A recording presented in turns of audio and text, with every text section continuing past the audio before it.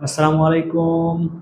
তোমরা যারা নবম দশম শ্রেণীতে পড়তে চাও, তোমাদের গণিত বইয়ের ঝটপট 5.1 অধ্যায়টা বের করো এবং আমরা ধাপে ধাপে প্রত্যেকটা অঙ্ক সমাধান করব। তবে প্রথম আমরা সমাধান করবো 1 নম্বর অঙ্কটা। যেহেতু আমাদের বলছে সমাধান করতে, তাহলে আমাদের চলকের মান বের করতে হবে। চলক মানে কি? এক্স, ওয়াই, জেড, এগুলা সাধারণত। ঠিক আছে, তো দেখো আমাদের এখানে চলক আছে ওয়াই, তাহলে ওয়াই আছে লবে, এখানেও আছে ওয়াই, তাহলে আমরা ওয়াইটা কমন নিলাম। তাহলে এখানে কি থাকবে বলতো? A by B minus B by A. এই পাশে এ স্কোয়ার আছে, থাক, বি স্কোয়ার আছে, থাক, সমস্যা নাই। এরপর আমরা বা চিহ্ন দিলাম।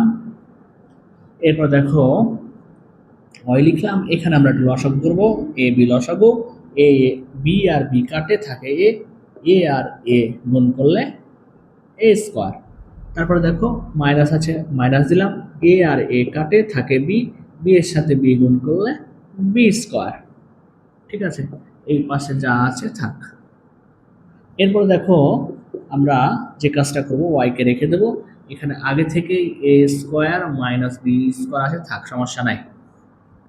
দেখো এ বি ভাগ আছে, এ বি ভাগ আকার আছে, তাহলে এই পাশে গেলে কি হবে বলতো? গুণ হবে।